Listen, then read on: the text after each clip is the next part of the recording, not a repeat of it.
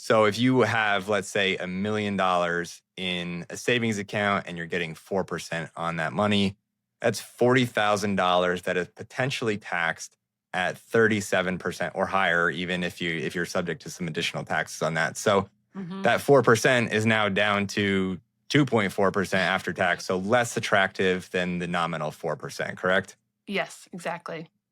So, as I said, the mechanics of how these box spreads work, again, you can look it up online and see exactly how they work. There's a lot of uh, Greek lettering and things that go into all this, and I it is a tried. very complex strategy. Yeah, you're not going to want to do this on your own. And No. the beauty of all of this is going to be that these are strategies that were previously available to institutional investors. They've been doing this for a very long time, capturing that short-term interest rate that's available in the market and doing so in a tax efficient manner. So it instead of being taxed at your ordinary income rate, tax generated from options is taxable at capital gains rates. And the split is going to be 60% long term, 40% short term.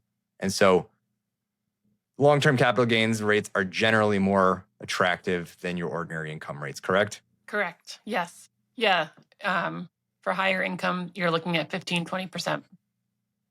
Which is, as we talked about in that 37% example, that's basically half of Half, what you right. would ordinarily be paying for about 60% of the income that's being generated. Hmm. Again, I don't want anybody to go out there and try their hand at this. It is very complex and you're not going to want to do it on your own.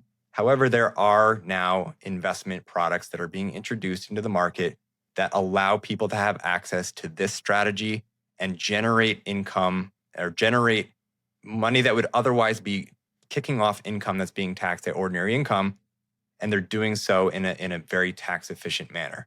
Hmm. So the flip side of that is going to be the fact that it's not FDIC insured. So if FDIC insurance is very important to you, this is not something that's going to work for you.